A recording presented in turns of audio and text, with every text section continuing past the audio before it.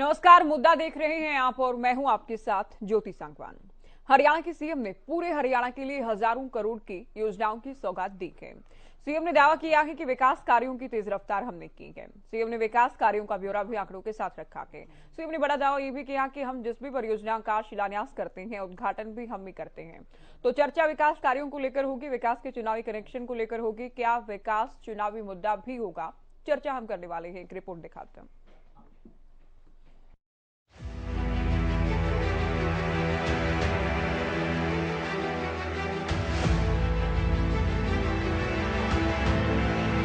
चुनाव करीब आते आते चुनावी तैयारियों का दौर शिखर पर है। सभी दल अपने अपने उम्मीदवारों को लेकर मंथन में जुटे हुए हैं। इस बीच सीएम मनोहर लाल ने पंचकुला से हरियाणा को हजारों करोड़ की सौगात दी है। जी हां, सीएम ने सभी 22 जिलों के लिए 679 विकास परियोजनाओं का उद्घाटन और शिलान्यास किया। दरअसल सीएम ने दावा किया है कि हरियाणा में पिछली सरकारों की तुलना में तेज गति से विकास कार्य हो रहे हैं। सीएम ने ये भी कहा कि जिन प्रोजेक्ट्स का शिलान्यास हमने किया है, उनका उद्घाटन भी हम ही करेंगे। कि कुल मिलाकर 679 ऐसे प्रोजेक्ट हैं जिनका उद्घाटन और शिलान्यास आज हो रहा है। कुल लागत आज के इस कार्यक्रमों की, जो हरियाणा अंत्योदय परिवार परिवहन योजना या हैप्पी योजना को मिलाकर 4223 करोड़ रुपए की योजनाएं हैं जो जनता को समर्पित की जा रही हैं। किसी भी देश या प्रदेश के विकास के लिए इंफ्रास्ट्रक्चर बहुत बड़ा रोल अदा करता है। पिछले 10 वर्ष में पूरे देश में अथवा हरियाणा में इंफ्रास्ट्रक्चर की नई नई योजनाएं जो हमने शिलान्यास की, उनका उद्घाटन किया। ये भी हो सकता है कि कुछ शिलान्यास हमारी सरकार आने से पहले के हुए हो, उन्होंने तो शायद पत्थर लगा के छोड़ दिया होगा शिलान्यास का, लेकिन अंतोगत्वा हमने उनका भी सबका उद्घाटन किया। और एक नई बात, आज भी जिन प्रोजेक्ट्स का शिलान्यास हम कर रहे हैं, इसका उद्घाटन भी हमको ही करना है। पंजाब के लोग भी मानते हैं, नहीं हरियाणा जो है हमारे से बहुत आगे निकल गया है। हमारी सहानुभूति है उनसे, ऐसी कोई बात नहीं है। बहुत कुछ हम एक दूसरे को सिखाते हैं, बताते हैं। अभी पिछले दिनों में जो किसानों के सारे विषय पर चर्चा जो चली, कुछ लोग मिलने आते हैं, पंजाब के लोग मिलने आते हैं। हमने कहा देखिए, जो कृषि है ये प्रदेश का विषय है। प्रदेश के विषय में हमने हरियाणा में कृषि के नाते, अपने किसान के नाते जो कुछ किया है, आप एक ही काम करो, पंजाब सरकार को ये कहिए कि जो हरियाणा कर रहा है केवल उतना आप कर दीजिए, बाकी कोई समस्या आपको करने की जरूरत नहीं, कोई विषय आपको करने की जरूरत नहीं। बता दें कि सीएम लगातार तमाम विकास कार्यों को पूरा किया जाना सुनिश्चित कर रहे हैं। सीएम ने एक तरफ जहां प्रदेश को हजारों करोड़ की सौगात दी है, तो वहीं कार्यों को शुरू करने से लेकर पूरा किए जाने का भी दावा किया है। ऐसे में देखना ये भी दिलचस्प होगा कि क्या विकास भी चुनावी मुद्दा बनेगा। अगर हाँ, तो क्या बीजेपी को चुनावी लाभ भी मिलेगा? News desk, Haryana news.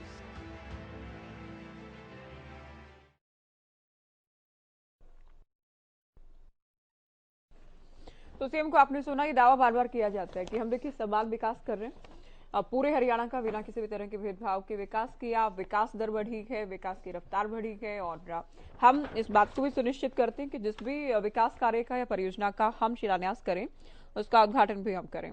जो जल्द विकास कार्यों को पूरा करवाने का प्रयास किया जाता है। और अब भी जो शिलान्यास किए गए हैं उनका भी हम ही उद्घाटन करने वाले हैं, ये भी दावा सीएम की ओर से किया गया। तो अब चूंकि चुनाव करीब हैं और ये जो करोड़ों की सौगात दी गई है, क्या इसका चुनावी फायदा भी भारतीय जनता पार्टी को मिलने वाला है? क्योंकि सरकारी जो काम करती है उसका चुनावी कनेक्शन भी होता है और चुनावी फायदा भी सत्तासीन दलों को अक्सर मिलता है। तो अब जो विकास कार्य किए गए हैं, जिन कार्यों को लेकर सीएम दावा कर रहे हैं, या आज ही जो उद्घाटन किए गए, क्या उनका चुनावी फायदा भी बीजेपी को मिलने जा रहा है? इसको लेकर हम चर्चा करने वाले हैं।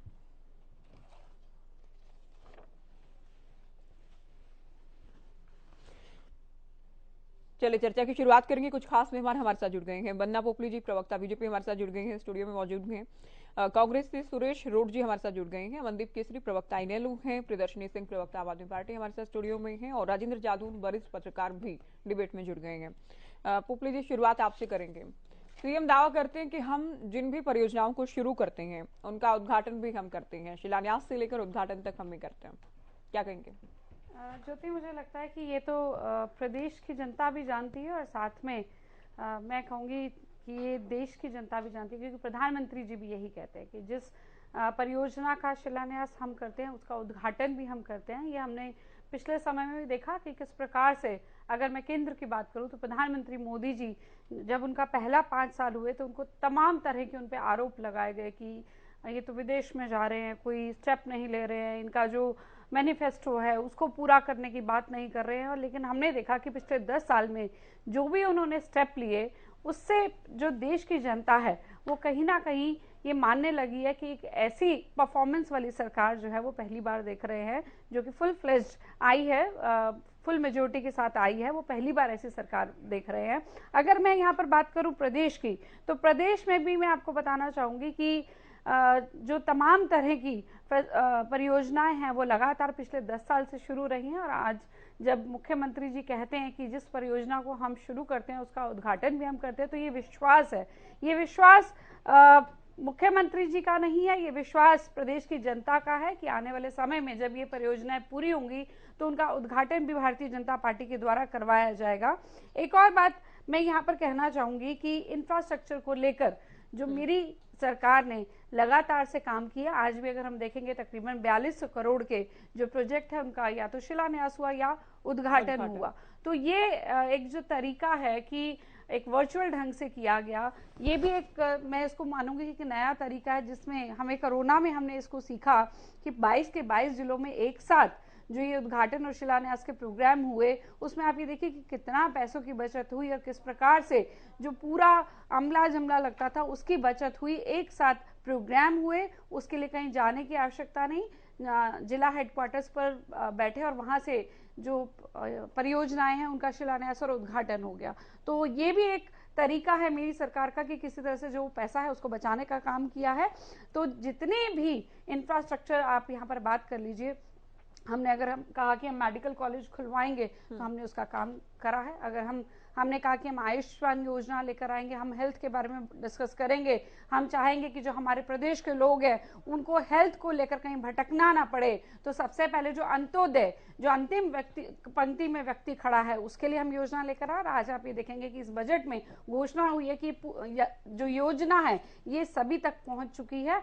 इसके अलावा अगर मैं बात करूं, रेल कोच फैक्ट्री की बात करिए, हिसार हवाई अड्डा की बात करिए, प्लेवे स्कूल की बात करिए, संस्कृति मॉडल स्कूल की बात करिए, तो हर एक डायरेक्शन में जो काम है वो लगातार हो रहे हैं। कोई भी सेक्शन हो, कोई भी एरिया हो, हर एक एरिया में इंफ्रास्ट्रक्चर को लेकर, एजुकेशन को लेकर, हेल्थ को लेकर, विमेन के लिए कल ही आप ये देखिए लखपति दीदी का जिस प्रकार से कार्यक्रम हुआ था, मैं बड़ी हैरान थी सुनकर कि बहुत सारे लोग कह रहे थे कि आप लखपति भैया प्रोग्राम क्यों नहीं शुरू कर रहे, हम तो देखिए आप दीदी पे ही ज्यादा ध्यान रख रहे हैं। वो बात अलग है कि जब इनकी अपनी बारी आती है तो किस तरह से चीजें करते हैं वो हमें अच्छे से मालूम है। लेकिन आप ये देखिए कि इनके पास जवाब नहीं है कि जो विकास के काम हो रहे हैं, इनके पास कोई जवाब नहीं है कि आप गलत कर रहे हैं या कहीं पर क्वेश्चन मार्क कर सके। तो ये कहां पर प्रश्न करते हैं कि जी समय सही नहीं था, और लखपति क्या होता है, मतलब इस तरह की जो बातें की जाती हैं, मैं सुनकर हैरान थी। जो नेता हैं या प्रवक्ता हैं वो बात क्या करते हैं कि ये इस समय नहीं होना चाहिए था, इसका बेनिफिट चुनावी हो जाएगा, क्योंकि आज आपकी डिबेट भी इसी विषय पर है। तो मैं यहाँ पर आपको कहना चाहूंगी कि लोकतंत्र में जो तरीका है वो यही है कि जनता अपने प्रतिनिधियों को नहीं, मैं ये नहीं, मैं ठीक है, आप अगर इस तरह से समझ रहे हैं, डिबेट का विषय ये है, ये ऐसा नहीं कि चुनाव में मैंने तो पूरे 9 साल को लेकर बात करनी है, तो मैं ये नहीं कि आज जो किया गया उसका क्या चुनावी फायदा मिलेगा। अगर जनता जो है अपने प्रतिनिधियों को इसलिए चुनती है कि उनके विकास के कार्य कराए जाए, और वो विकास के कार्य पहले दिन से कराए जा रहे हैं। और कोरोना के बाद ये वर्चुअली जो उद्घाटन और शिलान्यास है वो भी हो रहे हैं। तो अगर लगातार काम होंगे तो जनता फिर से चुनती है, इसमें कोई कहने वाली बात नहीं। और आप ये देख पा रहे होंगे कि आज देश में बात कर लीजिए या प्रदेश में बात कर लीजिए, जब ऑपोजिशन भी ये कह देती है ना कि 400 पार, आप ये देखिए जिस प्रकार से कांग्रेस के मल्लिकार्जुन खड़गे जी हैं वही सदन के अंदर खड़े होकर बोल देते हैं, तो मुझे लगता है कि सभी लोग इस चीज को मान चुके हैं कि जब अच्छा काम करेंगे तो दोबारा आएंगे। तो भारतीय जनता पार्टी भी इसलिए बार बार आने वाली है क्योंकि वो जनता के लिए काम करते हैं। देखिए आज ये डिबेट इसलिए भी हो रही है क्योंकि आज तो बड़ी सौगात दी ही गई है। आज जो उद्घाटन किए गए, शिलान्यास किए गए, आज दावे सीएम ने किए। इसके अलावा सीएम ने सोशल मीडिया पर भी लिखा है अपने अकाउंट पर कि 2014 से लेकर अब तक हमने सभी जिलों का समान विकास करवाया है, लोगों की सुविधाओं को ध्यान में रखा है, उनके स्वाभिमान को ध्यान में रखा है। और सुरेश जी, जब इस बात को लेकर जिक्र होता है कि समान विकास करवाया है, तो आपकी 10 साल की हुड्डा सरकार पर भी आरोप लगते हैं कि क्षेत्रवाद के हिसाब से, जातिवाद के हिसाब से काम किया गया, जो कि बार बार बीजेपी आरोप लगाते हैं। अब समान विकास करवाया जा रहा है। ज्योति जी, पहले तो मैं बीजेपी की प्रवक्ता बहन का जवाब देना चाहूंगा। इन्होंने काफी मतलब एक जलेबी बना दी बात की, सार कुछ नहीं था। इन्होंने कहा कि जो उद्घाटन और शिलान्यास की इन्होंने बात की, लोकार्पण का शब्द का इस्तेमाल इन्होंने अपने 5 या 10 मिनट के इस बाइट में नहीं किया। शिलान्यास और उद्घाटन एक ही चीज होती है। इनकी आदत है कि एक चीज को जैसे मान को बात करना, उद्घाटन को ही आप लोकार्पण कह सकते हैं। उद्घाटन जब किया जाता है तो लोगों के लिए अर्पित कर दिया जाता है। मेरी बात का कोई सार नहीं था, आपकी बात का क्या सार है? नहीं सुरेश जी, मेरी आपसे हाथ जोड़ के प्रार्थना है कि आप मेरा अनुसरण कीजिएगा। मैं बिल्कुल नहीं। शिलान्यास ये है जब शुरुआत की गई कार्य पूरा होने के बाद ही उसका उद्घाटन होगा। मैंने आपको पहले ही कहा था इनके पास जवाब नहीं है, कभी समय पे प्रश्न उठाते हैं और अब यहाँ पर ये देखिए अपना जवाब नहीं देंगे। शिलान्यास और उद्घाटन तो रोड से आप बिल्कुल अलग हो गए ना। ज्योति जी, कार्य शुरू किया गया, उसकी नींव रखी गई, वो शिलान्यास होगा ना, लोगों को अर्पित कर दिया जाएगा, उसका लोकार्पण हो जाएगा, वो उद्घाटन हो जाएगा उसका। अभी 12 मिनट से आप दोनों बोले जा रही हो। मैंने 15 सेकंड में बोला हूँ, 15 सेकंड बोला हूँ और 15 सेकंड के बाद 4 मिनट फिर आप दोनों ने खराब कर दी। मेरी खराब करनी नहीं कहेंगे, मैं गलत नहीं बोलने दूंगी। आप क्यों कह रहे हैं कि शिलान्यास और उद्घाटन एक ही होता है? नहीं, आप कौन होते हैं? आप कौन होते हैं? मैं गलत बोलता हूँ। अगर आपको भी कोई टोकेगा, नहीं आप एंकर हैं तो मैं आपने मैं 10 मिनट से बकवास सुनने लग रहा हूँ। नहीं बकवास कोई बात का मतलब है आप जनता भी देख रही है आपकी और मेरे मुंह से आपने शब्द नहीं निकलने दिया। अरे हिंदी सीखकर आइए। ठीक है, आप कांग्रेस को लगता है कि शिलान्यास और उद्घाटन एक ही, तो लगता है उनके पीछे चल पड़े। सुरेश रोड जी को लगता है एक ही है। ठीक है, आप समझिए, जनता आपको भी समझिए। बोलिए आप मेरे को समय बोलने का नहीं दोगी, ये बताओ। बोलिए, आप बोलिए। हाँ, मैं ये कहता हूँ, मैं एक ही बात में आप दोनों का मुंह बंद करता हूँ। अगर आपको थोड़ा सा भी मतलब कहीं ऊपर वाले का डर हो तो आपने माफी मांगनी चाहिए मेरे से इस बात पे। मैं ये कहता हूँ कि 2015 में एम्स का उद्घाटन दक्षिणी भारत में लड़ाई लड़ने लग जाते हैं, दिक्कत है आपके साथ। दक्षिणी हरियाणा में जो एम्स का उद्घाटन किया था, वो उसका जो लोकार्पण कब हुआ है? आज भी उसका शिलान्यास किया था प्रधानमंत्री ने। लोकार्पण कब होगा? कितने साल निकल गए? 2015 से लेकर 2024 में। और प्रधानमंत्री ने क्या बोला? माननीय देश के प्रधानमंत्री की बात बता रहा हूँ। जब एम्स का उद्घाटन करने दक्षिण हरियाणा में प्रधानमंत्री जी गए थे, अभी वो क्या कह रहे थे? शिलान्यास करने। लोकार्पण भी हम करते हैं जिसका हम शिलान्यास करते हैं। अरे आपने 15 में इसका उद्घाटन किया, आज भी आप शिलान्यास कर रहे हो। लोकार्पण कब करोगे? आपकी सरकार 10 साल की चली गई, इससे हम ही करेंगे। इससे उनसे कहना ना करेंगे कब? सरकार आपकी चली गई, आप 2024 में ये कह रहे हो कि इसका लोकार्पण लगा दी वहाँ पर। ज्योति जी, आपके चैनल के माध्यम से बताना चाहता हूँ, उस रेवाड़ी की दक्षिण हरियाणा की नींव गीत भी नहीं रखी गई। आपके लोकार्पण मैं आपको बिल्कुल अपना उत्तर, आपको कोई एक वाक्य भी, आपके वाक्य में कोई सिंगल शब्द नहीं बोलेगा। मैं इस बात को सुनिश्चित करूंगी आपको बोलने दिया जाएगा। लेकिन आप एक टिप्पणी अभी गलत करके आगे बढ़े हैं कि आप दोनों के मुंह बंद हो जाएंगे। आप तो एक बात गलत कह रहे हैं, दूसरा एंकर को भी आप इस बात के लिए चेतावनी दे रहे हैं। हम कैसे सर, आप क्या किस तरह की तो आप लड़ाई लड़ रहे हैं, मुझे समझ नहीं आता। किस तरह की आपके शब्द हैं, मुझे समझ नहीं आता। सुरेश रोड जी, शिलान्यास और उद्घाटन में अंतर है। आप मत मानिए, आप बिल्कुल मत मानिए, बट आप लड़ने मत लग जाइए। आप कैसे डिबेट चला रहे हो ज्योति जी? सुरेश रोड जी, आप एक तो आप सबको गलत अपना बोल रहे हैं, पार्टी का दूसरे अध्यक्ष ऊपर से मत आप धमकी समझो। दे रहे हैं, मुंह बंद हो जाएंगे। सबको तो अपना आप पार्टी खुद का भी क्या अध्यक्ष बोल मत रहे हैं? समझो कि दीपेंद्र अरे उठाया मुंह साइड में कर दिया। मैंने कहा कि ये ऊपर रणदीप वाले सिंह का आपको तो गलत है, बोलना है, आप बोलते रहिए, अपना लोगों टाइम को पूरा बोलना राक्षस है। बोलोगे, टाइम चुपचाप पूरा कर सुन दीजिए। लेंगे। फालतू की बात वरना कर रहे हो, पब्लिक ये को बोलने बकवास दीजिए। क्या होता है? बकवास बोल रहे हैं, फिर मुंह आप बंद क्या कर कर देंगे रहे हो आप? और जवाब फिर भी आपकी नहीं बात आया। का कहीं पे आपकी बात का कहीं कोई लॉजिक है? आपकी बात का ओहो, आप आपका बना तो रहे बड़ा हो बात लॉजिक की। है। और बिल्कुल logic भाई है, साहब, प्रधानमंत्री भाई के- साहब मैं डिक्शनरी देश उठाइए, के मतलब देख प्रधानमंत्री की लीजिए बात ना। को दोहरा रहा हूं। क्यों टाइम वेस्ट देश कर के रहे हैं जनता प्रधानमंत्री का? ने बोला, फिर वो पोपली जी बीच में इनको बोल अपनी रहे हो। बात कहने दीजिए एक बार तो। फिर आप बीच में बोले जा रहे हो।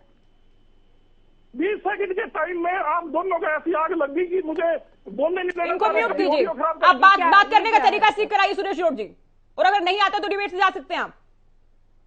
आग लग गई, मुंह बंद करवा देंगे। शिलान्यास और उद्घाटन का अंतर आपको खुद को नहीं पता है। आप चेतावनी यहाँ पर एंकर को दे रहे हैं।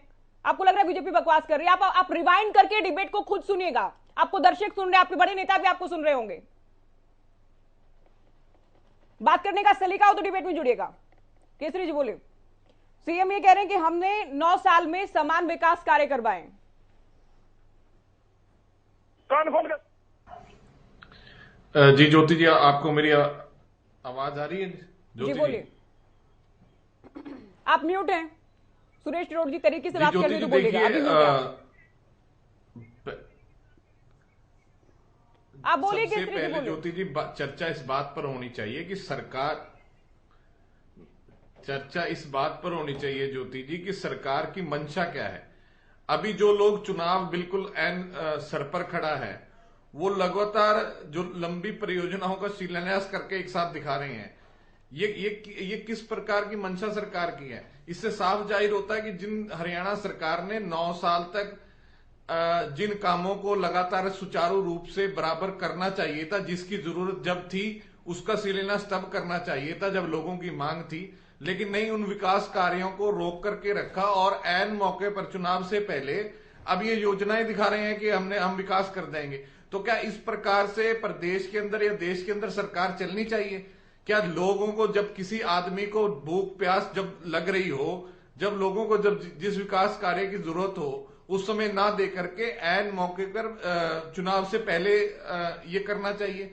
तो ये सब जो बातें हैं, हरियाणा सरकार पूरी ये देश में और पूरी तरह से प्रदेश के अंदर ये बात बहुत क्लियर हो चुकी है कि मौजूदा हरियाणा सरकार हर मोर्चे पर विफल है। चाहे कानून व्यवस्था हो, चाहे बेरोजगारी हो, चाहे शिक्षा हो, चाहे स्वास्थ्य हो, हर मौके पर विफल है। जो मेरी भाजपा की साथी प्रवक्ता वंदना पोपली जी कह रही है कि ऐसे ऐसे हमने कर दिया। आप एक उदाहरण बता दीजिए मैडम, अगर स्वास्थ्य में आपने एक अल्ट्रासाउंड की मशीन भी लगाई है तो वो भी पब्लिक प्राइवेट पार्टनरशिप पे लगाई है। सरकार का पैसा कहां खर्च हो रहा है? सरकार का पैसा कहां खर्च हो रहा है? अगर कोई रोड बनता है तो उस पर टोल टैक्स पहले लग जाता है, रोड पूरा होने से पहले। सरकार का पैसा खर्च हो रहा है एडवर्टाइजमेंट के अंदर, मार्केटिंग के अंदर सरकार का पैसा खर्च हो रहा है। जो घाड़े खून पसीने की कमाई हरियाणा प्रदेश की जनता की है, वो तभी तो लगातार कर्ज बढ़ता जा रहा है। वो इन चीजों पे खर्च हो रहा है, ना कि विकास कार्यों पर। आज आपने देखा कि कोई भी अखबार नहीं छोड़ा गया, बड़े बड़े कोई भी टीवी चैनल पे ऐड नहीं छोड़ी गई। अरे इतने का तो अभी काम भी नहीं शुरू होगा जितना आपने पहले एडवर्टाइजमेंट पे खर्च दिया। तो इससे सरकार की मंशा और किस प्रकार के ये लोग हैं जो सत्ता में बैठ गए हैं वो क्लियर होता है। ये जो हरियाणा प्रदेश की भाजपा जजपा की सरकार है, ये एक व्यापारिक समझौते की तहत बनी हुई सरकार है। इनके अंदर आपस में वो व्यापारिक समझौता हुआ है कि सरकार बनाएंगे, आधे डिपार्टमेंट में बंदर बांट तुम करोगे, खुलकर लूट मचाओ, आधे में हम करेंगे। अब चुनाव सर पर आ गए हैं तो ये लोग ये ढकोसला दिखा रहे हैं। जनता जवाब आपसे पूछ रही है कि लगातार प्रदेश पे कर्ज क्यों बढ़ता जा रहा है, और अगर आप विकास कार्यों में पैसा खर्च कर रहे हैं तो ये जो भी पब्लिक प्राइवेट पार्टनरशिप आती है, टोल टैक्स है, ये कौन लगा रहा है? ये कोई विदेशी ताकतें या देशद्रोही तो नहीं आके लगा रहे हैं? अगर आपने पैसा खर्च किया है, जनता के टैक्स से गाड़े खून पसीने की कमाई आपने खर्च की है, तो कहां पे है आपका विकास? आपको मैं ना जिलेवार परियोजनाएं बता सकता हूं जो लटकी हुई हैं, बड़े बड़े प्रोजेक्ट हैं और जिनके अंदर घोटाले हर अखबार में छपते हैं। मतलब ये कोई प्रदेश में एक दो नहीं है, आपके 22 जिलों के जो 22 अखबार हैं वो पूरा दिन भरे रहते हैं घोटालों से कि भाई ये प्रोजेक्ट था, इतने का शिलान्यास हुआ था, आज तक पूरा नहीं है, रिवाइज एस्टिमेट फिर बन गया, फिर दोबारा रिवाइज एस्टिमेट आएगा और प्रोजेक्ट खड़े खड़े वहां पर जितना पहले पैसा लगाया था वो सब कंडम है। तो जिस प्रकार से जो ये लोग सरकार चला रहे हैं, इनकी जो मैं कहूंगा कि अनट्रेन्ड लोग हैं, अनएक्सपीरियंस्ड लोग हैं और विफलता साफ झलकती है इनके कामों के अंदर। प्रियदर्शनी जी, पंजाब को तो सीखना चाहिए हरियाणा से, सीएम साहब ये भी कह रहे हैं। विकास के मामले में हर तरह से हरियाणा आगे। देखिए मुझे लगता है कि आप आज मजाकिया मूड में हैं ज्योति जी, क्योंकि ये मजाक ही है कि अगर पंजाब को अगर सीखना चाहिए, क्या सीखे, क्या सीखना चाहिए हमें पंजाब से? ये सीखना चाहिए कि किस तरीके से अगर मुख्यमंत्री जी से कोई रोजगार मांगे तो वो बोलते चंद्रयान ले जाऊंगा। अनिल विज से अगर जिसको कहते हैं कोई भी सवाल पूछ लीजिए प्रशासन को लेके, एडमिनिस्ट्रेशन को लेके, तो वो तो खैर व्यस्त हैं अपनी भजन मंडली के साथ। तो क्या सीखना चाहिए? सीखना क्या है इनसे? रोजगार में 25 लाख युवा जो हैं वो बेरोजगार हैं, ये सीखे हम इनसे। और आज पंजाब की जो हाँ बात कर रही है, तो 1.5 साल पुरानी सरकार है हमारी, और मैं आपको बता दूं 39,000 के करीब हमने नौकरियां जनरेट की हैं अलग अलग डिपार्टमेंट में, सरकारी डिपार्टमेंट में। प्राइवेटाइजेशन कंपनीज आ रही हैं।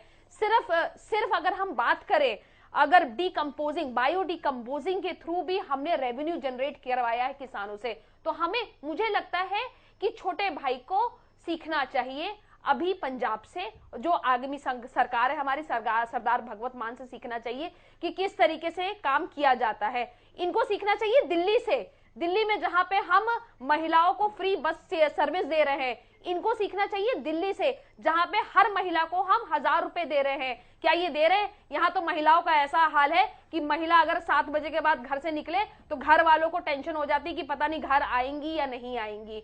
तो ये सीखना चाहिए हरियाणा को, खट्टर साहब को। जहां तक बात हो रही थी कि आज इन्होंने इतनी सारी सौगात दी है, शिलान्यास हुआ है, तो मैं बता दूं कि कोई नई बात नहीं है। मैं तो शुरू से ही बोलती हूं ये बात को कि खट्टर साहब जो है वो एक रिबन कटिंग मंत्री है, मुख्यमंत्री हैं।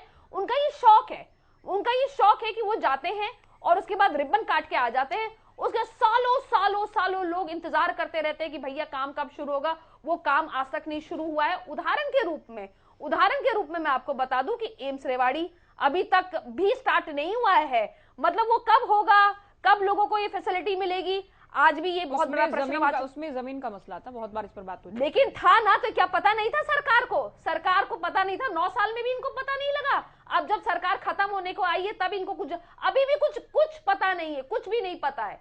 आप ये देखिए नूह के अस्पताल, कुरुक्षेत्र के अस्पताल, सिविल हॉस्पिटल को तो मैं कल ही देख के आई हूँ। उसके बाद गुड़गांव जो कि राजस्व का सबसे बड़ा केंद्र है, वहां पे अल्ट्रासाउंड मशीन नहीं है, वहां पे डॉक्टर नहीं है, दवाइयां नहीं है। तो आपने क्या किया? शिक्षा की बात करें, शिक्षा में स्कूल आप जाके देख लीजिए, खस्ता हालत है। 14,000 टीचरों की कमी है, लेक्चररों की कमी है, असिस्टेंट प्रोफेसर्स की कमी है। क्यों कमी है? एक तरफ आप बोल रहे रोजगार नहीं है, और एक क्लर्क की नौकरी अगर लग जाती है तो पीएचडी, एमबीए, इंजीनियरिंग के लोग अप्लाई कर रहे हैं, और 30 से ज्यादा पेपर लीक हो रहे। क्या सीखे हम इनसे ये सीखे कि कैसे घपले करने। हमें नहीं सीखना जी, हमें मालूम है कि स्वच्छ और सुंदर और साफ तरीके से राजनीति कैसे की जाती है। हमें मालूम है कि कैसे विकास की राजनीति की जाती है। सिर्फ मुंह से बोलने से नहीं होता कि अमृतकाल आएगा। कौन सा अमृतकाल आ रहा है? किसका अमृतकाल आ रहा है? अमृतकाल सिर्फ जो आ रहा है वो भारतीय जनता पार्टी के नेताओं का आ रहा है। अमृतकाल जो आ रहा है वो यहाँ के मंत्रियों का आ रहा है, मुख्यमंत्री का आ रहा है, वह गृह राज्य मंत्री का आ रहा है। अब सिर्फ इनका अमृतकाल है। जनता जो है वो त्राहीमाम है।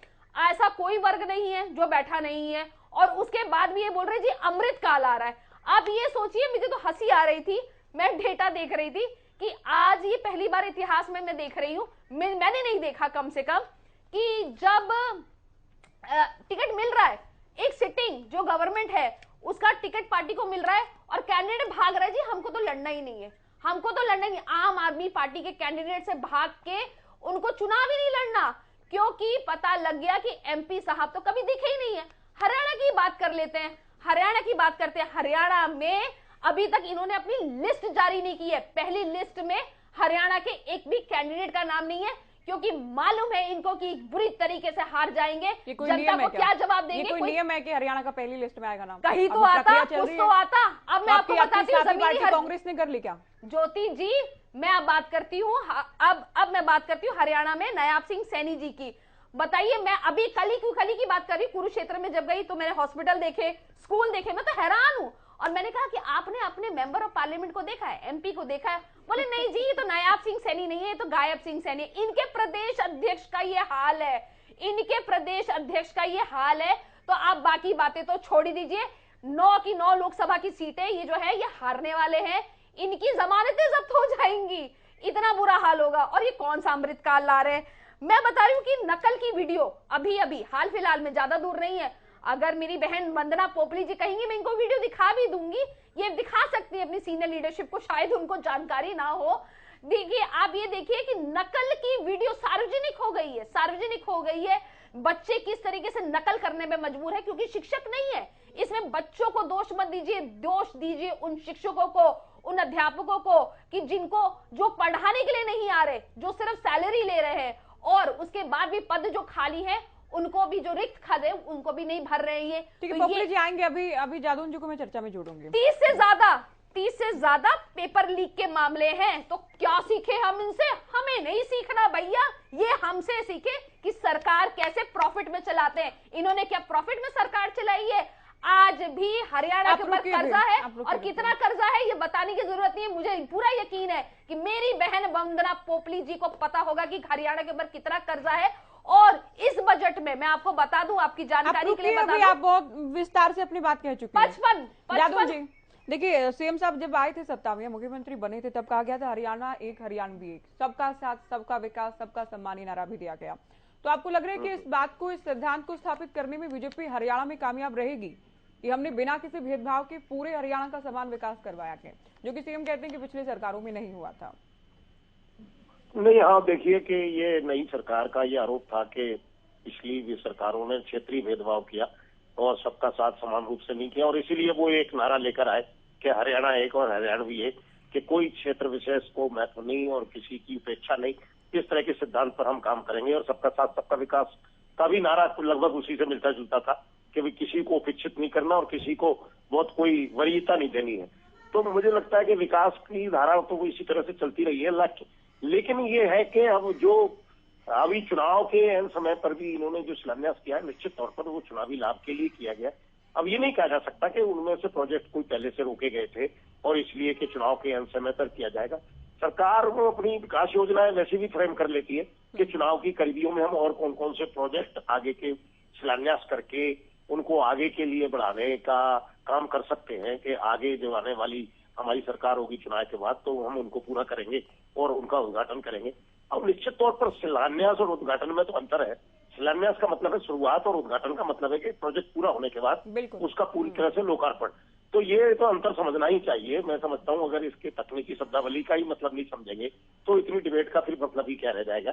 तो ये है कि अब ये इन्होंने किया है, इसमें कुछ चुनावी लाभ का भी है, कुछ ड्यू भी थे कि भी कर दिया। लेकिन ये है कि सरकार पर ये बड़ा सवाल खड़ा रहा है। क्षेत्रीय भेदभाव का आरोप तो बहुत कम लगा है, लेकिन ये लगा है कि जो प्रोजेक्ट की इनकी गति है वो काफी धीमी है।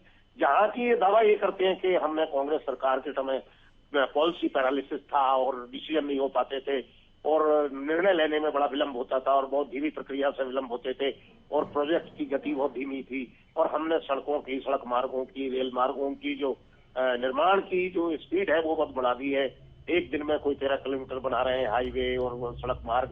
तो इस तरह के दावे हैं। रेलवे ट्रैक को लेकर भी हैं इसी तरह के। सवाल यह है कि ये विधानसभा में भी ध्यानाकर्षण प्रस्ताव पर आ गया था कि जो रेवाड़ी एम्स है इसका जो डिक्लेरेशन है मुख्यमंत्री की तरफ से जो घोषणा की गई थी वो 2015 में ही कर दी गई थी।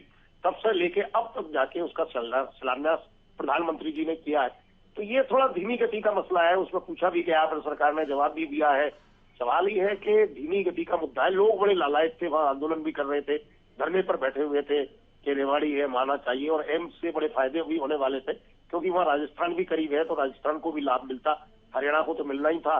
और चूंकि रेवाड़ी दिल्ली के भी नजदीक है तो दिल्ली को भी एक दूसरा एम्स मिल रहा है, तो ये बड़ा फायदा है। और एम्स तो एक ऐसा संस्था है कि जहां देश भर के लोग पहुंचते हैं।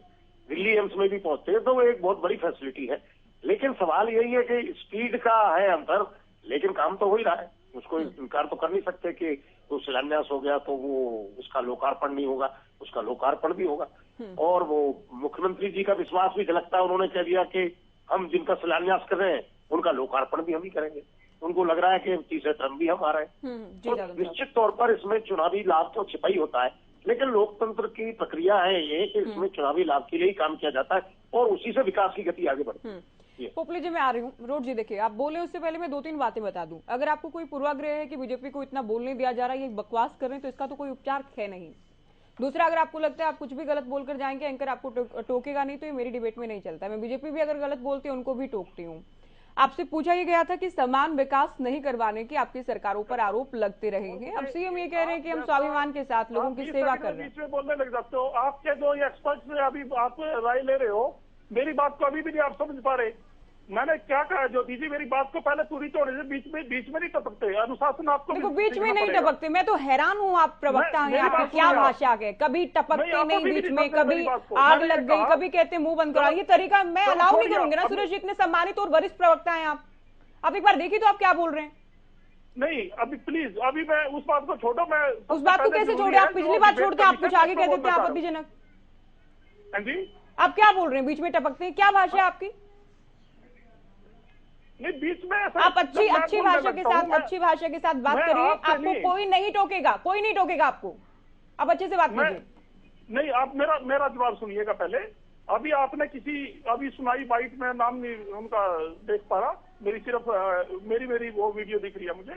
मैं ये बताना चाहता हूँ कि जो ये कह रहे थे कि उद्घाटन में और शिलान्यास में तो अंतर समझना पड़ेगा।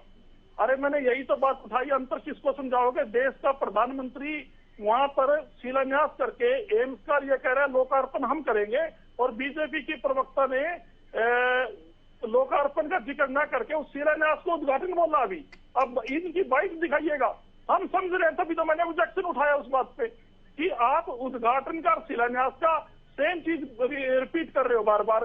प्रधानमंत्री ने क्या बोला कि शिलान्यास मैं कर रहा हूँ, लोकार्पण भी हम करेंगे। चलो उन्होंने भविष्य की बात बोल दी। और ये जो बीजेपी की तरफ से वंदना जी थी, ये बार बार शिलान्यास और उद्घाटन करी, लोकार्पण का इन्होंने जिक्र नहीं करा। दोनों चीज एक है, उद्घाटन और लोकार्पण। लेकिन आप शिलान्यास करने जा रहे हो आज, आप लोकार्पण कब कर दोगे उसका? आपको जरूरी थोड़ी है कि देश की जनता द्वारा प्रधानमंत्री बनाएगी। ये आप देखिएगा। दूसरी बात, आपने एक सफाई दी थी ज्योति जी, मैं आपको बताना चाहता हूं कि वहां पर जमीन में कुछ विवाद था, इस कारण रेवाड़ी वाली जो एम्स है वो नहीं बन पाई। मैं ये कहता हूं श्री कृष्ण आयुर्वेदिक यूनिवर्सिटी कुरुक्षेत्र में बनानी थी, और पतूपर गांव है थानेश्वर विधानसभा क्षेत्र में, जहां से मुख्यमंत्री के चेते श्री सुभाष विधायक है बीजेपी के, उनके उस क्षेत्र में 100 एकड़ से ज्यादा जमीन बंजर होगी। वो ना तो ग्राम पंचायत के काम के लिए रही।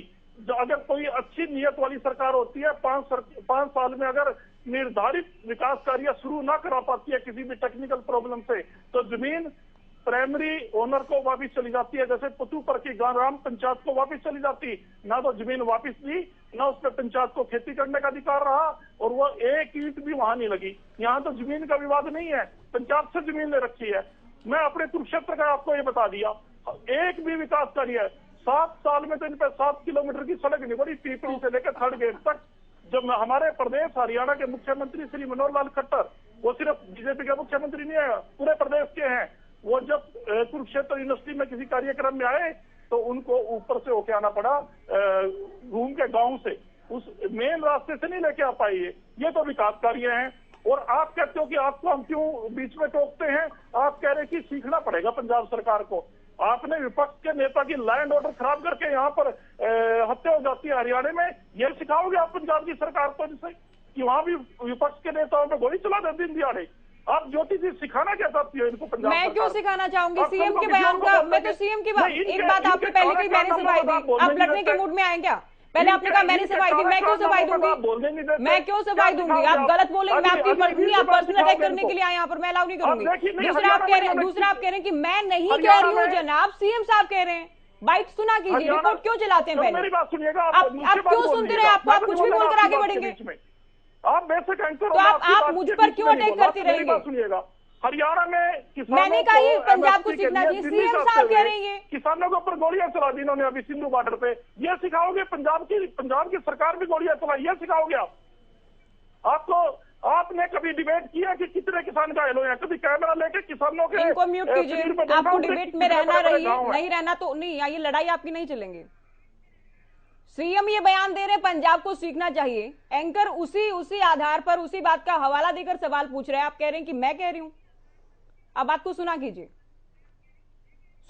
रोड जी। आपको बोलने के लिए बुलाया, लेकिन कुछ भी बोलने के लिए नहीं बुलाया। बोले पोपली जी। देखिए ज्योति, मुझे लगता है जो मैंने शुरुआत में बात कही थी वो कहीं ना कहीं सही होकर निकलती आ रही है। मैं आपको बोल रही हूँ ना, इनके पास बोलने के लिए कुछ नहीं है, तो कहीं पर भी कोई भी बात ले जाएंगे। आप ये देखिए 15 से 20 मिनट इन्होंने मतलब बुखलाए हुए हैं। किस तरह की बात कर रहे हैं? कभी नहीं आ रहा, मीडिया से लड़ना किस बात का समाधान? बकवास वर्ड, कभी क्या शब्द, मुझे समझ ही नहीं आ रहा। और जब आप उद्घाटन और शिलान्यास बोल रहे थे ना रोड जी, मुझे क्या सुनाई दे रहा था? मुझे आलू, सोना, आटा, लीटर, यही सुनाई दे रहा था। सच में आप टू रिप्रेजेंटेटिव है राहुल गांधी के, दिख रहा था यहाँ पर। मतलब आपको अब ये चीजें सिखानी पड़ेंगी। आप यहाँ पर अपना मुद्दा रखने के लिए आए हैं और यहाँ पर क्या डिस्कस कर रहे हैं कि उद्घाटन शिलान्यास के बीच में अंतर क्या है, वो आप मुझे सिखाने लग गए। कम से कम अपनी बात तो रख लेते, लेकिन बात होती तो रखते ना। प्रॉब्लम तो यही है। तो चलिए, आपकी बात का जवाब देने की तो मुझे जरूरत ही नहीं है, जनता समझ गई। मैं यहाँ पर एक विषय पे बात करना चाह रही हूँ कि यहाँ पर एक कहा गया कि अमनदीप केसरी जी की तरफ से कि अचानक इलेक्शन का टाइम हो गया तो ये सारे जो प्रोजेक्ट्स हैं इनकी शुरुआत की जा रही है, इनका लोकार्पण किया जा रहा है या इनका उद्घाटन किया जा रहा है। तो मैं आपको बताना चाहूंगी अमनदीप केसरी जी, ये पिछले साल के ही आपको मैं डेट्स बता रही हूँ, और उससे 5 साल जब से कोरोना के बाद जितने भी वर्चुअल उद्घाटन हो रहे हैं, शिलान्यास हो रहे हैं, वो सारे डेट्स अगर आप चाहते हैं तो वो भी ला देती हूँ, उससे पहले के भी ला देती हूँ। मैं आपको बताना चाहूंगी 6 अगस्त 2023 को 508 रेलवे स्टेशन का पुनर्विकास जो है वो वर्चुअल ढंग से हुआ था। 24 जनवरी 2024 को 2024 करोड़ की सेम अमाउंट रखा गया, उसकी सौगातें जो हैं वो दी गई थी। और अभी थोड़े समय की पहले की बात है जब डबल स्टैक जो मालगाड़ी है वो रेवाड़ी में ही चलाई गई थी। 3 किलोमीटर लंबी गाड़ी है और डबल स्टैक गाड़ी है ताकि डीकंजस्ट हो सके दिल्ली से रेवाड़ी तक का एरिया। तो ये जो वो प्रोजेक्ट है जो मैंने खुद अटेंड किए हैं वर्चुअली, इसके अलावा लगातार उद्घाटन भी चल रहे हैं और शिलान्यास भी किए जा रहे हैं। इसका चुनावों से क्या लेना देना है वो आप बेहतर समझ सकते हैं। आपने यहाँ पर बहुत सारी बातें करी, आपने हेल्थ को लेकर कहा, आपने कर्जे को लेकर कहा। सबसे पहले हेल्थ पे आपको बता दूं मैं कि नंबर ऑफ डॉक्टर्स को बढ़ाने का हमने काम किया है। ये आपको शायद मालूम नहीं होगा कि कितना बुरा हाल था नंबर ऑफ डॉक्टर्स को। हमने मेडिकल कॉलेज खोले और डॉक्टर्स का जो नंबर है उसको बढ़ाने का काम किया है। लेकिन इसके साथ ही आपको मालूम है स्टाफ नर्सों की बात कर लीजिए या हमारे जो इक्विपमेंट्स को लेकर बात कर लीजिए, उसके हिसाब से हम नंबर 1 पर है पूरे देश में। ये मैं आपको बताना चाहती हूँ कि 2014 में सिर्फ 6 मेडिकल चल रहे थे और 2019 में 12 हुए, अब 15 हो चुके हैं और हर एक जिले में हम मेडिकल कॉलेज खोलने वाले हैं और हमारी 2185 सीटें, इसमें ये तो मानेंगे कि प्रक्रिया सीटों की तरफ जा रहे हैं। आप लोगों ने पिछली बार ही वादा किया था सभी जिलों में खोलेंगे और 2 टेन्योर आप लोग पूरे करने जा रहे हैं। अभी भी सभी आज भी हुआ है। गति धीमी है जादौन जी। चलिए गति का जब जादौन जी कह रहे थे, उन्होंने एम्स का भी यहाँ पर जिक्र किया, तो मैं आपको बताना चाहूंगी कि जो सारी जमीन है वो एक्वायर हो चुकी थी, लेकिन एक छोटा सा टुकड़ा जो बिल्कुल बीच में पड़ता था उसका मालिक देने को तैयार नहीं था। मैं तो खुद रेवाड़ी से हूँ, मुझे मालूम है क्या सिचुएशन। मैं भी बात कर रही हूँ कि मैं सफाई दे रही हूँ। जो सरकार जो पक्ष रखती है, जिसको लेकर सदन में भी बात हुई, अगर एंकर उस बात को कह रहा है तो इनको लगता है मैं सफाई दे रही हूँ। नहीं, जब तक वो जमीन नहीं मिल जाएगी और बाई चांस वो जमीन नहीं दे तो क्या वो पूरा प्रोजेक्ट सिरे चढ़ सकता है क्या? वो जमीन देते ही जैसे उसने जमीन दी, रजिस्ट्री हुई और 4 दीवारी हो गई, उसके बाद तुरंत प्रधानमंत्री जी ने आके उसका उद्घाटन कर दिया। तो और 2 साल का समय दिया गया है, तो कंपनी को भी जो है वो टेंडर मिल चुका है, उसके साथ साथ 2 साल का समय भी दिया गया है, वो आप सबके सामने होगा। एक बात और यहाँ पर मैं कहना चाहूंगी कि बहुत सारी बातें कही गई, पंजाब को लेकर कही गई। मुझे लगता है बहुत सारी चीजें हैं जो हरियाणा से सीखने की आवश्यकता है कि बिना पर्ची खर्ची की नौकरी किस तरह से दी जाती है। मैं आपको यहाँ पे बताना चाहूंगी। और कर्जे के मामले में भी आज मुख्यमंत्री जी ने बड़ा क्लियरली कहा कि हम जो है कर्जे के मामले में हमारी जो कंडीशन है बिल्कुल क्लियर है। आप ये देखिए जीडीपी का 53.3% कर्जा जो है भगवंत मान जी ने ले रखा है। आप ये देखिए इस स्थिति में जब कर्जा जो देने वाली कंपनियां वो क्या कहेंगी कि हम अपनी जो है कंडीशंस पर देंगे। वो 11% पर देंगे, 12% पर देंगे, और हम क्या कहते हैं कि हम कम ब्याज पर लेंगे। उसके अलावा हम समय सीमा बांध कर रखेंगे कि हम 5 महीने में, 6 महीने में या 8 महीने में इसको लौटाएंगे, ताकि हम उसको जल्दी भी लौटा सकेंगे। तो मुझे लगता है कि ये चीजें भी सीखने की जरूरत है। बहुत सारी बातें हो रही थी क्राइम को लेकर, किस प्रकार से सिद्धू मूसेवाला की हत्या हुई और काली मंदिर में जिस तरह से अटैक हुआ, और भगवंत मान जो जिस तरह से जो चीजें कर रहे हैं, जिस तरह से उनको उतारा गया, वो सब हमने देखा है। लेकिन आप ये देखिए, विज्ञापनों की इतनी सारी बात हो रही थी, मुझे कुछ कहने की जरूरत नहीं है, दर्शक खुद समझ जाएंगे। जब भी आप चैनल खोल लीजिए या अखबारें देख लीजिए, कौन से किसके विज्ञापन आ रहे होते हैं, वो बताने की जरूरत नहीं है। एक और बात यहाँ पे कहना चाहूंगी, सैलरी देने के पैसे नहीं है, सैलरी नहीं दे पाए, और ये कह रहे हैं कि आपसे क्या सीखे। ये जानना पड़ेगा कि पंजाब में सैलरी नहीं दे पाए, दिल्ली में सैलरी नहीं दे पाए, और ये कहते हैं कि एजुकेशन में हम बहुत बढ़िया काम कर रहे हैं। तो देखिए जी, ऐसा काम तो हम कर ही नहीं सकते हैं। हाँ, आपको सिखा रहे हैं कि सैलरी टाइम पे जरूर दीजिएगा। एक और बात बताना चाहूंगी, आरटीआई के माध्यम से है ये, तकरीबन 144 करोड़ का इवेंट मैनेजमेंट किया गया। 25 लाख टीचर्स को दिए गए, उसमें से 25 लाख टीचर्स को देने थे, उसके लिए 144 करोड़ का इवेंट मैनेजमेंट किया गया। अगर आपको ये अच्छा लगता तो लग सकता है। शीश महल बनाया गया। आप ये देखिए, 65 करोड़ का तो सिर्फ डेंटिंग, माफ कीजिएगा, 29 करोड़ का सिर्फ डेंटिंग पेंटिंग हुआ, ये हमने देखा। अब एक सेकंड, मैं आपके बीच में मैं आपको दिखा देती हूँ, मेरे पास है, देखेंगे आप? ये तो आईटी मैं टीम दिखाऊं का काम है, मैं दिखाऊं आपको? नहीं, मैं दिखाती हूँ। आईटी टीम का नहीं है, आईटी टीम का नहीं है, ये डॉक्यूमेंट है मेरे पास, ये आईटी डॉक्यूमेंट है मेरे पास। उषा माफ कीजिएगा, प्रियदर्शनी, आपको ये समझना चाहिए कि ये डॉक्यूमेंट है, मैं आपको दिखा सकती हूँ। आरटीआई का डॉक्यूमेंट है, ये आरटीआई का डॉक्यूमेंट है, आप चाहें तो मैं दिखा सकती हूँ। और अगली बात, आपने यहाँ पर कही कि रिबन कटिंग मंत्री है, तो मुझे लगता है आपको ध्यान से सुनना चाहिए था। ये सिर्फ यहाँ पर उद्घाटन नहीं हुए हैं, यहाँ पर माफ कीजिएगा, सिर्फ शिलान्यास नहीं हुए हैं, यहाँ पर प्रोजेक्ट पूरे हो गए हैं, उनका उद्घाटन किया गया है। बोलते हैं ऐसी चीजें। जी, थैंक यू। लेकिन आप बड़ा अच्छा बोले, उसके लिए बहुत धन्यवाद। जो आपने संस्कार दिखाए, सुरेश रोड जी, माफ कीजिएगा, किसी ऐसे घर से नहीं आते कि आए और आपकी बकवास सुने। यहाँ पर आपकी बकवास सुनने के लिए नहीं आते, आपकी फालतू बात सुनने के लिए नहीं आते। बहुत हो चुका, बहुत हो चुका, बहुत हो चुका, फालतू बात सुनने के लिए नहीं आते हैं। हो सकता है आपकी पार्टी के संस्कार हो, आपके घर के संस्कार हो कि महिला के साथ कैसे, 2 महिलाओं के साथ कैसे बोला जाता है, 2 महिलाओं के साथ कैसे बोला जाता है, वो आपने दिखा दिया यहाँ पर। शोर ना मचाइए, शोर ना मचाइए। आपके उसको कहने को नहीं, अपनी बारे में बोलते नहीं है, दूसरों के बारे में शोर मचाते हैं। दूसरों के बारे में शोर मचाने का काम आपका है। कृपया करके, आपने फालतू बातें कही तब भी मैंने आपको नहीं टोका। इसका मतलब ये नहीं कि कोई भी टटपुंजिया कुछ भी कहेगा और हम चुपचाप सुन लेंगे। 2 महिलाओं को आप यहाँ पर आकर ब्लेम कर रहे हैं, फालतू बात कर रहे हैं। आपकी देखिए, आप सुनाइए किरण चौधरी को हैसियत, लेकिन हैसियत आपकी भी नहीं है कुछ बोलने की, ये ध्यान रखिएगा। अपनी हैसियत का ध्यान रखें, एक महिला से आप ऐसे नहीं बोल सकते। और यहाँ तो आप 2 महिला को टारगेट कर रहे हैं, एक साथ फालतू बात कर रहे हैं। आप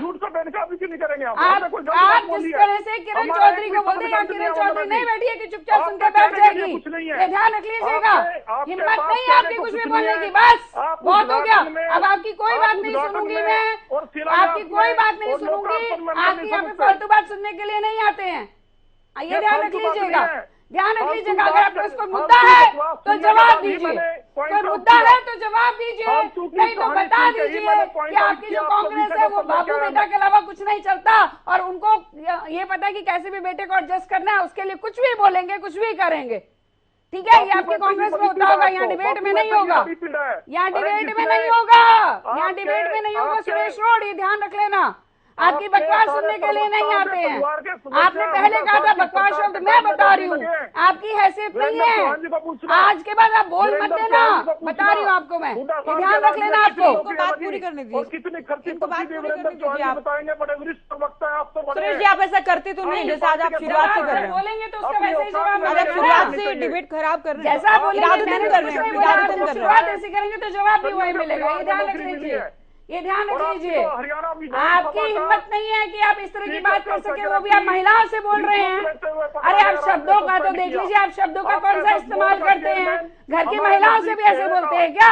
घर की महिलाओं से भी ऐसे बोलते हैं? आपको मुबारक, आपकी घर की महिलाओं को मुबारक, उनके साथ जो मर्जी करिए, बिल्कुल सहन नहीं करूंगी, बता रही हूँ अब की बार, बिल्कुल सहन नहीं करूंगी, ध्यान रख लेना।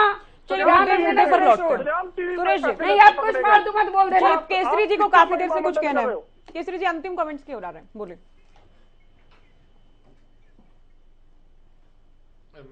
ज्योति जी आप प्लीज कृपया करके इनके माइक म्यूट करवाइएगा जी। और मैं मुद्दे की बात यही करना चाह रहा था कि मेरी साथी प्रवक्ता ने बताया कि 508 रेलवे स्टेशनों का शिलान्यास कर दिया, पुनर्विकास कर दिया, इन्होंने रेलवे लाइन चलती हुई देखी, वो सभी डेडिकेटेड फ्रेट कॉरिडोर, वो बड़ी पुरानी योजनाएं हैं, कांग्रेस के टाइम की योजनाएं हैं जो अभी तक खैर उद्घाटन लोकार्पण उनका नहीं हुआ है।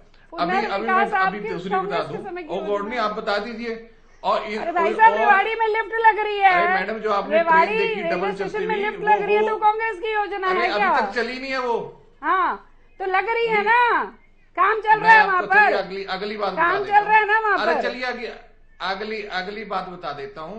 भाई कांग्रेस के आगे आप नतमस्तक तो वही रखिए, बताने की जरूरत नहीं है, आपके पास कैंडिडेट तो है नहीं लड़ने के लिए। अभी आप बात सुन लीजिए। अरे आप पर्सनल अटैक मैं शुरू करूं क्या मैडम? मैं शुरू करूं क्या? मैंने क्या पर्सनल अटैक किया? आपके कैंडिडेट्स आ गए हैं आपका पर्सनल, ये आपका पर्सनल अटैक है। आपकी प्रदेश अध्यक्ष की धर्मपत्नी का गए नहीं बोलने के लिए, लड़ने के लिए धर्मपत्नी का आप गए नहीं क्या लड़ने के लिए? आप बोला नहीं आपने उनको कि साथ में लड़ते हैं? और कौन से दर पे सर नहीं झुकाया? नीतीश को नहीं बुलाया? आप बताइए किसको नहीं करा? ये आप देखिए जी किसी के समय में नहीं बोल रहे थे, इनको बोलने दीजिए। अंतिम कमेंट भी ले रही है मैडम, अंतिम कमेंट्स में प्लीज। ये क्या बकवास है? ये आज तक एमसी बनी है। आपके प्रदेश अध्यक्ष की हालत बताऊं क्या मैं? उसकी धर्मपत्नी कांग्रेस की योजनाएं हैं, आपने कहा कांग्रेस की योजनाएं हैं और आप उसको सुन नहीं रहे।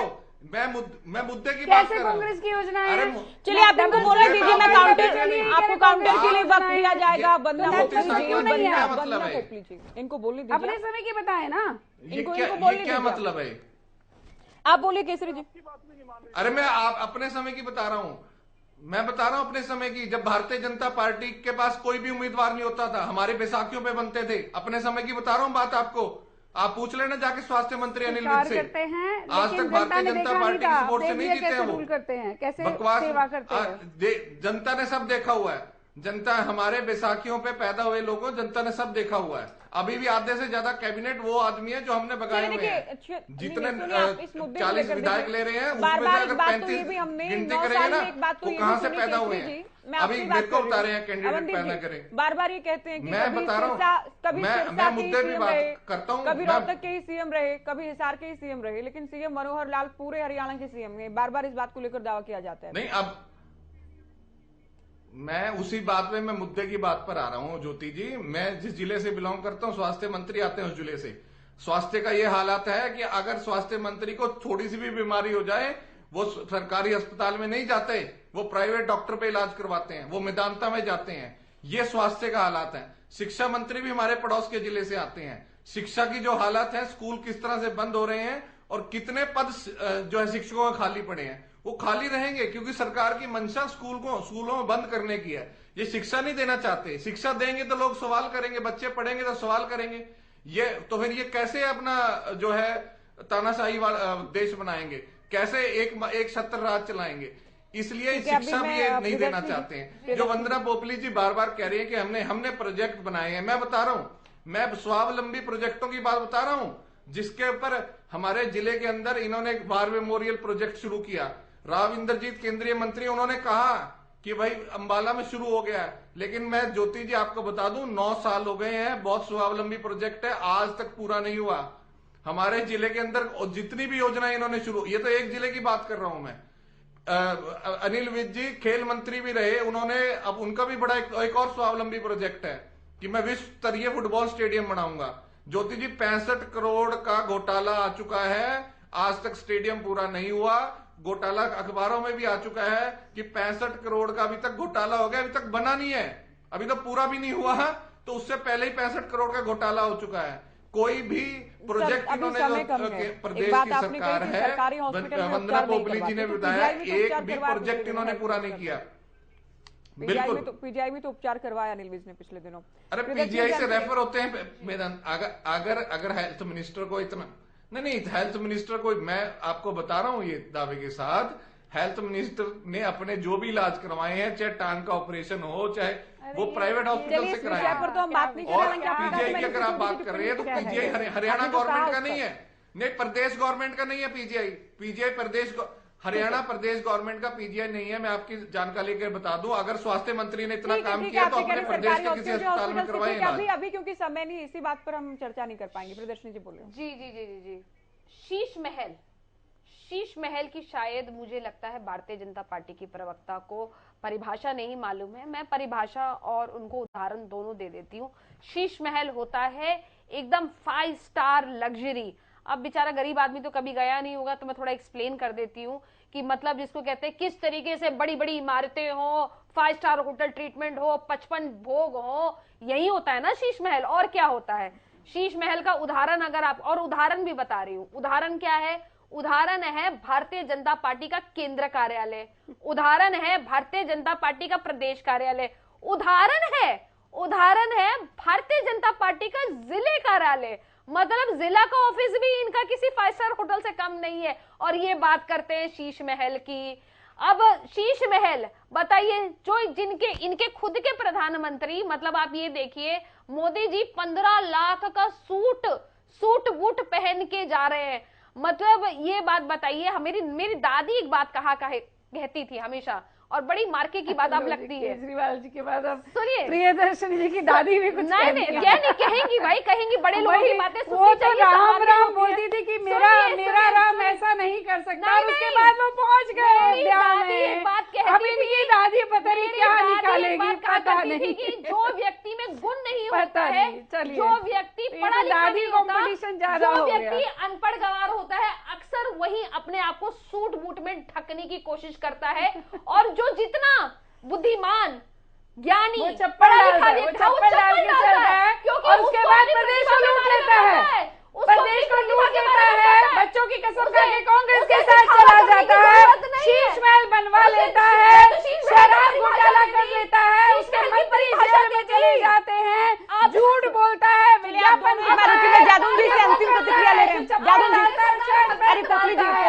पोपली जी बहुत बढ़िया। जो पोपली जी आप दोनों रुकिए अभी। अरे सुनिए तो प्रियदर्शनी जी, आपकी दादी और केजरीवाल जी की दादी में कंपटीशन करा दो। अब तो कंपटीशन करा दो इन दोनों की दादी में, कौन क्या कहता है। अरे सुनिए, छोड़िए देश कैसे चल रहा है, पहले इनकी दादियों का कंपटीशन कराओ, इनकी दादी का कंपटीशन कराओ पहले। ये बजट नहीं, पहले दादी। अभी आप रुक जाइए प्रियदर्शनी जी। अरे प्रियदर्शनी जी रुकिए अभी, रुकिए बता दो इनको। आप दोनों अभी सुनिए। सुरेश रोड जी बोले। अरे रुक जाइए अभी, आपकी बात पूरी हो चुकी है ना, चिल्लाती नहीं रहेंगी। सुनिए अभी, आप सुनिए, चिल्लाती नहीं रहेंगे आप।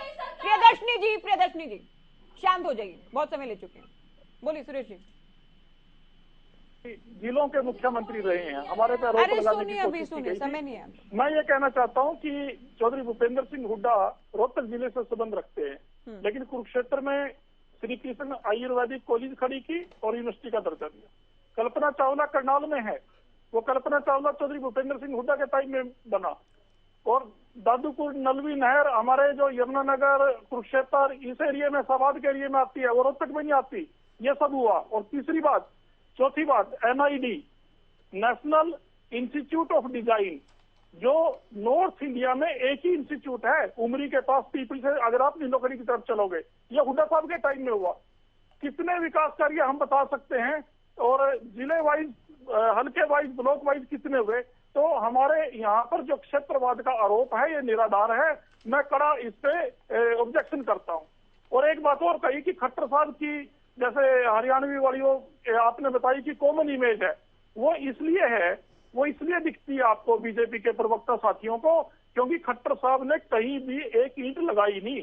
जो विकास कार्य करेगा नहीं उसके लिए तो सारे सम्मान है, अगर कुछ करेगा तभी तो पता लगेगा कि सरकार ने यहाँ पर ये चीज बना दी। मुख्यमंत्री जी तो इतने उदारवादी हैं, अपने होम डिस्ट्रिक्ट करनाल में भी कुछ नहीं किया। चलिए वो तो आप लोगों को दिखता है, उन्होंने शुक्रिया सभी का, आप लोगों ने वक्त दिया, चर्चा हमने की, विकास कार्यों की सौगात दी गई है, साथ ही दावा भी किया गया कि हमने समान विकास करवाएंगे। क्या विकास चुनावी मुद्दा भी होगा? अगर होगा तो क्या बीजेपी को इसका फायदा मिलेगा? इस लेकर चर्चा की। फिलहाल दीजिए इजाजत, नमस्कार।